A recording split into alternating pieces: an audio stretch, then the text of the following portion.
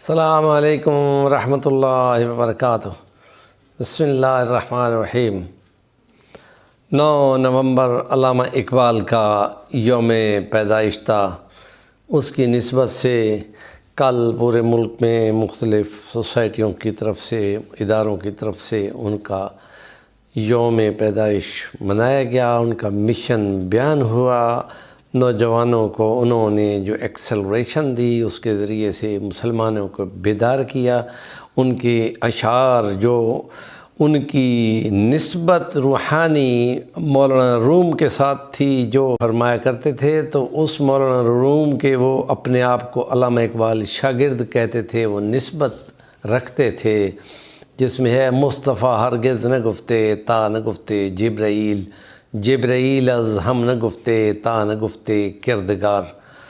تو علامہ محمد اقبال کو مثنوی مولانا روم کے کچھ ابتدائی صفحات میں سے کچھ مسنگ کا مسئلہ تھا، اور ان کو اس کی وجہ سے کوئی بات ان کی سمجھ نہیں آئی تھی، تو اس لیے ان کو اس بات کی ضرورت تھی کہ یہاں پہ کوئی مجھے رہنمائی کرتا۔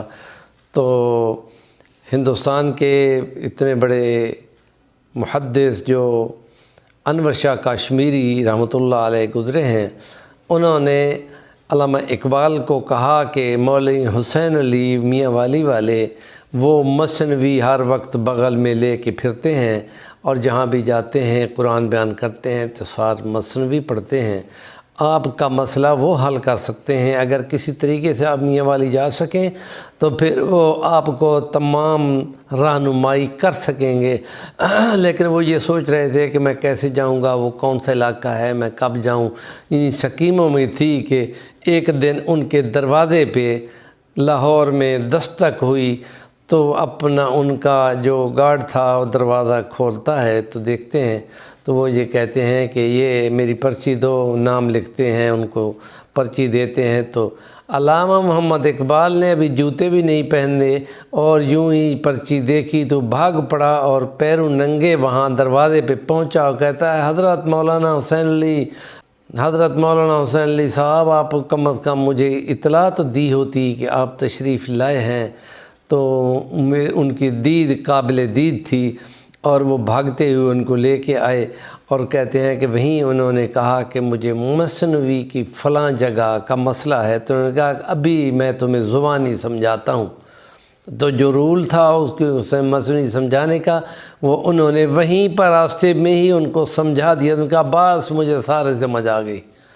اس کے بعد جب وہ بیٹھے تو انہوں نے فرمایا کہ فلاں ڈی سی صاحب جو انگریز ہیں، ان کے ساتھ ہمیں اپنے زمین کا مسئلہ ہے، آپ رکا لکھ کے دیں کہ وہ ہمارا رعایت کرے، کیئر کرے۔ انہوں نے کہا کہ میں نے تو ان کے خلاف جنگ کا جھنڈا بلند کیا ہوا ہے، اور میں ہی ان کو رکا دوں اور آپ لے کے جائیں، لیکن جب آپ آئے ہیں تو اب میں آپ کو رکا دوں گا اور وہ آپ لے کے جائیں۔ بے شک اس نے پھر سفارش کی، اور علامہ اقبال کا خط لے کے وہ ڈی سی پہ آئے، تو بقول مولانا امان اللہ صاحب کے جو انفارمیشن کی ان کی کلیکشن تھی، اس کے ذریعے سے کہ ایک انگریز نے اپنے سر پہ علامہ اقبال کا وہ خط لکھ اور فرمایا کہ جو ان کا حکم ہے سر آنکھوں پہ، اور پھر ان کا یہ کام کیا۔ یہ نسبت تھی جو روحانی نسبت سے انور شاہ کشمیری کا تعلق تھا، جو وہاں بچرا میں حضرت صاحب سے ملنے آئے تھے، اور دنیا کو کہا تھا کہ جو عقیدہ مولوی حسین علی صاحب کا ہے، میرا بھی وہی عقیدہ ہے۔ اور یہاں پہ جو بھچر برادری تھی، ان کے ملک مظفر کے بیٹے نے پھر اعلان کیا کہ ہم میں سے کوئی پھر وہاں بچرا سے وہاں نہیں آئے گا۔ تو انہوں نے کہا کہ ہندوستان میں کوئی وہاں بچرا سے آئے یا نہ آئے، دین کو اس سے کوئی فرق نہیں پڑتا۔